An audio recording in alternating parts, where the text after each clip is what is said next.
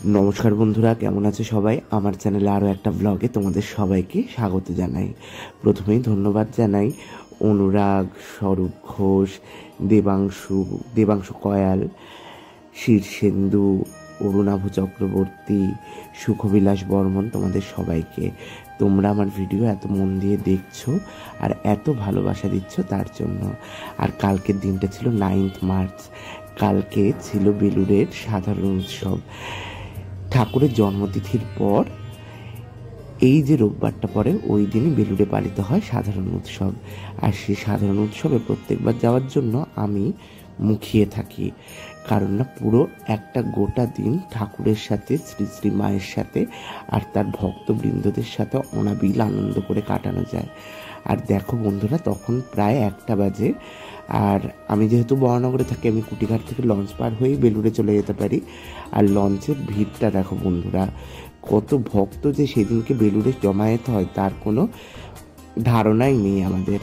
আগে বাজি প্রদর্শনী হতো, যেটা কি না বেলুড় মঠের এ প্রান্ত থেকে অর্থাৎ কুটিঘাট থেকে দেখা যেত। বর্তমানে সেইটা পরিবেশ দূষিত করবে বলে তাই জন্য আর করা হয় না। আর এই দেখো বন্ধুরা, গান অ্যান্ড শেল ফ্যাক্টরি ওই যে ওই দূরে দেখালাম। যাই হোক, এরকম গঙ্গা বক্ষে গঙ্গার মনোরম বাতাস খেতে খেতে আমরা বেলুড়ে পৌঁছে গেলাম। আর আমাদের পৌঁছাতে খুব কম সময় লেগেছিল। এই ঘাটটা পেরোতে ম্যাক্সিমাম 5 থেকে 7 মিনিট লাগে লঞ্চে। আগে যখন ছোট নৌকা চলতো তখন একটু টাইম লাগতো, এখন সেটা লাগে না। যাই হোক বন্ধুরা, দেখো বেলুড়ে চলে এসেছি। আর বেলুড়ের ভিড়টা দেখো বন্ধুরা। আর এই যে সাধারণ উৎসব, জেনারেল ফেস্টিভ্যাল, এর একখানা বিশেষ আকর্ষণ হলো আন্দুল কালী কীর্তন। মেনলি কালী কীর্তন শোনার জন্যই মঠে ওই দিনকে আমার আসা। আর মাঝের বছর আন্দুল কালী কীর্তন থেকে আর মঠে কেউ কীর্তন করতে আসতো না, ইন্টারনাল কোনো প্রবলেমের জন্য। এবছর এত বছর বাদে আবার তারা কীর্তন গাইতে আসবে, এটা শুনেই তো আমি চলে গেছিলাম। আর দেখো বন্ধুরা, অনেক কষ্ট করে তারপর শ্রী শ্রী মায়ের এক ঝলক দর্শন তোমাদের দেখাতে পেরেছি। এত ভিড় মায়ের সামনে এটা সবসময় থাকে। আর মন্দিরের ভেতর তো ক্যামেরা নিয়ে ওঠা যায় না, কারণ আমাকে ছবি তুলতে দেখলে আরও 10 জন ছবি তুলবে, ভিড় বাড়বে বই কি কমবে না। যাই হোক, এই আন্দুল কালী কীর্তন নিয়ে দুটো কথা তোমাদেরকে বলবো বন্ধুরা। সালটা তখন 1901 খ্রিস্টাব্দ। ভগবান শ্রী শ্রী ঠাকুরের মন্দির অর্থাৎ স্বামীজির সাধে বেলুড় মঠ স্থাপিত হয়ে গেছে। ঠাকুরের ব্রহ্মে লীন হওয়ার পর প্রথমবার বেলুড় মঠে ঠাকুরের জন্ম উৎসব পালন করা হবে ঠিক হলো। এ তো কোনো সাধারণ উৎসব নয়, এ হচ্ছে ঠাকুরের জন্ম মহোৎসব। তাই তার এই মহোৎসবে ঠাকুরের প্রিয় আন্দুল কালী কীর্তন সমিতির কীর্তন হবে না, তাও কি কখনো হতে পারে? কারণ ঠাকুর নিজে আন্দুল কালী কীর্তনের কীর্তন শুনতে খুব ভালোবাসতেন। তাই জন্য ব্যবস্থা করা হলো আন্দুল কালী কীর্তন সমিতির কীর্তনের। ডাক গেল আন্দুলের ভক্তবৃন্দর কাছে, তারাও খুব উৎফুল্লতার সাথে এলো ঠাকুরের উদ্দেশ্যে গান শোনানোর জন্য। শ্রী শ্রী মা স্বয়ং দাঁড়িয়ে থেকে সেই গান শুনবে, সে কি ভাবা যায়? কিন্তু এই গরমে, এই ফাল্গুন মাসে ধীরে ধীরে গরম পড়ে যাচ্ছে, তখন এই কালী কীর্তন গাইবে মায়ের সন্তানরা, তাদের তো গরম লাগবে। তাই মা বললেন এই মঠের যে কাঁঠালতলা, সেই কাঁঠালতলাতেই ভক্তবৃন্দ যাতে কালী কীর্তন গায়, সে মতন ভাবেই কালী কীর্তনের ব্যবস্থা করা হলো। মা নিজে দাঁড়িয়ে থেকে মন দিয়ে সেই গান শুনলেন। ঠাকুর এই গান শুনে মাঝে মধ্যেই ভাব সমাধিস্থ হতেন। রাখাল মহারাজ অর্থাৎ স্বামী ব্রহ্মানন্দজিও আন্দুল কালী কীর্তনের গান শুনে ভাবাবেশে আবিষ্ট হতেন।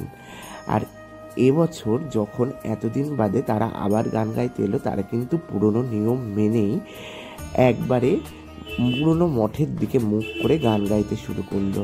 আর আমরাও প্রত্যেকবার এই মঠের ভেতর বারান্দায় বসি, তাই লাখ বাই চান্স একদম সামনে থেকে দেখার সুযোগ হয়েছে। দেখো বন্ধুরা, আন্দুল কালী কীর্তনের কীর্তন এমনিতেই খুব ভালো হয়। 1-2 গান রেকর্ড করে রেখেছি তোমাদেরকে শোনাবো বলে। প্রেমিক মহারাজের নিজের হাতে লেখা গান, আর সেই গানের ভাব এত সুন্দর যে কি বলবো। আমার পার্সোনালি মঠের কালী কীর্তনও খুব ভালো লাগে। অনেকগুলো আন্দুল কালী কীর্তন থেকে নেওয়া, অনেকগুলো আবার সাধুরা স্বরচিত আবার কিছু প্রচলিত। সবকটা গান কিন্তু মঠের সাধুরাও খুব ভালো করে গায়। আর দেখো বন্ধুরা, কালী কীর্তন শোনার পর বেরিয়ে গেছি মেলায় ঘুরতে। মেলায় কত রকম জিনিস, আর তার মধ্যে দেখা হয়ে গেছে আমার এক সাবস্ক্রাইবার ভাই নৈরিতের সাথে, তাই জন্য তার সাথেও একখানা ছবি তুলে নিয়েছি। এই যে মঠে গেলাম, এত ঘুরলাম, তার মধ্যে এক দুজন পরিচিত মানুষের সাথে দেখা হলো। নৈরিতের সাথে দেখা হলো, রাহুলের সাথে দেখা হলো। দেখা হয়ে কিন্তু আমার খুবই ভালো লাগলো। ইন্দ্রজিৎ দার সাথেও দেখা হয়েছিল। আসলে মঠের সাধারণ উৎসব একখানা সত্যি উৎসবের সমতুল্য। অ্যাকচুয়ালি আমার যেটা মনে হয়, ঠাকুরের তিথি পুজো তো নর্মাল ডেতে পড়ে, সেই দিন অনেকেই আমরা যেতে পারি না, যারা ঠাকুরের গৃহী ভক্ত, যারা বিভিন্ন রকম সপ্তাহে কাজে ব্যস্ত থাকে, তাদের পক্ষে সেদিন যাওয়া পসিবল হয় না। কিন্তু তারপরের যে রোববারটা, সেই রোববারটা আমাদের সবারই ছুটি থাকে, আর আমরা কলকাতায় থাকলে মঠে যাব না সেটা কি কখনো হয়? সেটা অবশ্যই হয়। আর জানো তো বন্ধুরা, এই যে ধরো একজনও যদি আমায় চিনতে পারে, একজনও যদি ভালোবেসে আমার সাথে কথা বলে, সেইটাই আমার কাছে বড় প্রাপ্তি। কৈলাস জয়, ওদের সাথে দেখা হলো না, যদি দেখা হতো আরও ভালো লাগতো। যাই হোক, সেখান থেকে বেরিয়ে আমরা সোজা চলে গেছিলাম উত্তরপাড়া হয়ে কোন্নগর ফেলু মোদকের মিষ্টি খেতে। সেই মিষ্টির দোকানের ক্লিপও তোমাদের জন্য একটু তুলে রাখলাম। এই ফেলু মোদকের মিষ্টি নাকি খুব নাম করা। আর তারপর মিষ্টি তো খেয়ে নিলাম, কিন্তু এতটা দূর এসে মাহেশের জগন্নাথ দেখবো না, তা কি আবার হয় নাকি? তাই জন্য আরেকটা অটো করেই চলে গেছি শ্রীরামপুর মাহেশের মন্দিরে, মাহেশের জগন্নাথ মন্দিরে। আর আমি বহু বছর আগে একবার গেছিলাম। রথটা থাকে মঠের মানে মন্দিরের থেকে আরেকটু পিছিয়ে, কিন্তু আমি দেখলাম টোটোওয়ালা আমাদের নিয়ে চলে গেছে রথের কাছে। আমি তখন বলছি না না, মন্দির তো পেছনে। তারপর টোটোওয়ালা আবার নিজের ভুল বুঝতে পেরে আমাদেরকে ওই মন্দিরের গলির সামনে নামিয়ে দিয়েছে। আর আমরা তারপর চলে গেছি মহাপ্রভুর দর্শন করতে। মাহেশের মন্দিরটা এখন খুব সুন্দরভাবে রেনোভেট করেছে। সামনের গেটটুকু রেনোভেশন করা হয়নি, ওইখানে এখনও রয়েছে প্রাচীনত্বের ছোঁয়া, কিন্তু বাদবাকি মন্দিরটা খুব ওয়েল মেনটেন আর খুব সুন্দর করে সাজানো। আর এই দেখো বন্ধুরা, নাট মন্দির থেকেই ওই মহাপ্রভুর দর্শন পেয়েছি আমরা, কি সুন্দর। আর জানো বন্ধুরা, এবারে গর্ভগৃহে ঢুকেও জগন্নাথ বলরাম আর সুভদ্রাজিকে দর্শন করার আমার সুযোগ হয়েছিল। কি যে অপূর্ব সেই দর্শন, কি বলবো। কাছে চামড়ার কোনো জিনিস না থাকলে আর পরিষ্কার পরিচ্ছন্ন কাপড় পরে থাকলে তারা কিন্তু মন্দিরের গর্ভগৃহে ঢুকে দেবতাকে প্রণাম করতে দেয়। কিন্তু কোনো বিশেষ উৎসবে যখন খুব ভিড় থাকে তখন এই সুযোগ সুবিধাটা পাওয়া যায় না। আমি যবে গেছি তবে নর্মাল একটা দিন ছিল, তাই জন্যই পেয়েছি। গরুর আসনের মধ্যে অনেকজন রাধাকৃষ্ণ, শালগ্রাম গোপালজি, এনারাও দেখলাম বসে রয়েছে। আর এই দেখো নীলমাধব বলে আরেকজন বিগ্রহের দর্শন আমরা এখানে করলাম। তারপর ঠাকুরের প্রসাদও পেয়েছিলাম। মাহেশের মন্দির নিয়ে প্রচুর ইতিহাস। আর মাহেশের রথ কিংবা শ্রীরামপুরের যে লোহার রথটা তোমরা দেখছো, এটা এককালে কাঠের ছিল। আর এই রথযাত্রা উপলক্ষে কিন্তু মাহেশে প্রচুর ভিড় হয়। মাহেশের মন্দিরে অনেকদিন বাদে এসেছে, প্রায় ধরে রাখো 5 বছর তো হয়েই গেছে। দর্শন করে আমার প্রচণ্ড ভালো লেগেছে। তোমরা কে কে বন্ধুরা কোথা থেকে আমার ভিডিও দেখছো সেটা অবশ্যই কিন্তু জানাতে ভুলো না। আর কেউ যদি উত্তরপাড়ার কিংবা কোন্নগর থেকেও দেখে থাকো, তারাও কিন্তু অবশ্যই কমেন্ট বক্সে জানিও। তোমাদের মাহেশের সম্পর্কে আরও যদি কোনো অজানা ইতিহাস থাকে সেটা শুনে নেবো তোমাদের মুখ থেকেই। আর মন্দির থেকে বেরিয়ে এই যে স্ট্রাকচারটা দেখলাম, এই স্ট্রাকচারটা কি দোলমঞ্চ না রাসমঞ্চ আমি জানি না, এরকম মঞ্চ কিন্তু অনেক মন্দিরের বাইরেই রয়েছে। আর তারপরেই চলে গেলাম বল্লভপুরে, শ্রীরামপুরেই, যার প্রাচীন নাম বল্লভপুর, বল্লভপুরে রাধা বল্লভজিকে দর্শন করতে। আর বল্লভপুরে রাধা বল্লভের মন্দির তো বিশাল বড়, তার চূড়াটাই কত দূর থেকে দেখা যাচ্ছে। আর মন্দিরের কাছাকাছি গেলে পুরো মন্দিরটাকে এক ফ্রেমের মধ্যে আটকানোও যাচ্ছে না, এতটাই প্রাচীন এই মন্দির। বন্ধুরা, যারা আমার চ্যানেলে তোমরা আগেই গোষ্ঠীর ভিডিওটা দেখেছো, সেই গোষ্ঠী কিন্তু আমি খড়দার শ্যাম নিয়ে অলরেডি সবিস্তারে বলে দিয়েছি। তাও একবার বলছি বন্ধুরা, খড়দার শ্যাম, বল্লভপুরের রাধা বল্লভজি আর সাইবনের নন্দদুলাল, এই 3 ঠাকুর কিন্তু একই পাথর কেটে বানানো হয়েছিল। প্রথমে শ্যাম নিত্যানন্দ বংশের হাত ধরে খড়দায় প্রতিষ্ঠা পায়, আর তারপর বল্লভজি আর নন্দদুলাল চলে আসে এই বল্লভপুরে। রুদ্ররাম পণ্ডিতের কাছে। সেইখান থেকে নন্দদুলাল স্থানান্তরিত হয় সাইবনে। যাই হোক, রুদ্ররাম পণ্ডিতের হাত ধরে বল্লভপুরে রাধা বল্লভের মূর্তি এবং মন্দির প্রতিষ্ঠা হয়েছিল, আর সেই হলো রাধা বল্লভের মূর্তি।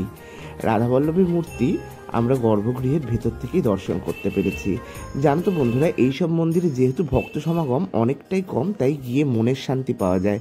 কেউ চট করে ঠাকুরের সামনে থেকে তুলেও দেয় না, আর গর্ভগৃহে গিয়ে ভালো মতন দেব দর্শনও করা যায়, কেউ বারণও করে না। আর যতক্ষণ পারা যায় ঠাকুরের সামনে চুপচাপ বসে থাকা যায়, কেউ কিন্তু তোমায় তুলে দেওয়ার নেই। যাই হোক বন্ধুরা, প্রথমে গঙ্গার পাড়ে রাধা বল্লভের মন্দির নির্মিত হলেও পরবর্তীতে সেই মন্দির গঙ্গার ভাঙনের ভয়ে স্থানান্তরিত হয়। আর বর্তমানে যে মন্দিরটা রাধা বল্লভ প্রতিষ্ঠিত, সেই মন্দিরটা হলো নবনির্মিত মন্দির, কিন্তু সেইটাও অনেক দিন আগের। আর এইটা বাংলার বৃহত্তম আটচালা মন্দিরগুলোর মধ্যে একটা। বর্তমানে টেরাকোটার কাজ অনেকটাই নষ্ট হয়েছে, কিন্তু তাও দেখতে বেশ ভালোই লাগে। আর আশেপাশেই রয়েছে ঠাকুরের দোলমঞ্চ আর রাসমঞ্চ, দোলমঞ্চের ছবিও রয়েছে। আর এই দেখো বন্ধুরা, এই যে মাহেশের মতন দেখতে জগন্নাথ তোমরা দেখতে পাচ্ছ, এইটা বল্লভপুরের মন্দিরে পরবর্তীকালে প্রতিষ্ঠিত হয়েছে। এককালে এই বল্লভজির মন্দিরই ছিল জগন্নাথের মাসির বাড়ি, অর্থাৎ মাহেশের জগন্নাথের মাসির বাড়ি। প্রত্যেকবার রথ চেপে মহাপ্রভু এইখানে এসেই বিশ্রাম নিতেন 7 দিন, কিন্তু পরবর্তীতে দুই মন্দিরের সেবায়িত ট্রাস্টিদের মধ্যে সমস্যা হওয়ার কারণে মাহেশে জগন্নাথের মাসির বাড়ি আলাদা করে স্থাপন করা হয়। আর এইখানেও যে সেবায়িত বৃন্দ আছে তারা মাহেশের অনুরূপী এক জগন্নাথ বিগ্রহ মন্দিরে স্থাপন করে। সেই বিগ্রহই পাশে একখানা ছোট্ট ঘরের মধ্যে রাখা আছে। সেই বিগ্রহের দর্শন করেও বেশ ভালোই লেগেছে আমাদের। আজকের ভিডিওটা এখানেই শেষ করছি, তবে শেষ করবার আগে দুটো কথা বলবো বন্ধুরা। আমি সত্যিই গর্বিত এই বাংলায় জন্মগ্রহণ করতে পেরে। এই বাংলা যেরকম আমার কাছে কালীর কালীক্ষেত্র, সেরকমই আমার কাছে শ্যামের বৃন্দাবনও বটে। এই বাংলার আনাচে কানাচে জড়িয়ে রয়েছে, আনাচে কানাচে ছড়িয়ে ছিটিয়ে রয়েছে প্রচুর মন্দির। সেই সকল মন্দিরে গেলে মনে অনাবিল তৃপ্তি পাওয়া যায়। সে একটু গ্রামের দিকের কালী মন্দিরই হোক কিংবা শহরতলির শ্যামের মন্দির, খুবই ভাল লাগে আমার এই মন্দিরগুলোতে যেতে, আমি মনের শান্তি পাই। আজকের ভিডিও কেমন লেগেছে সেটা কিন্তু অবশ্যই জানিও, আর সকলে আমার পাশে থেকো আর আমার চ্যানেলটা দেখতে থেকো।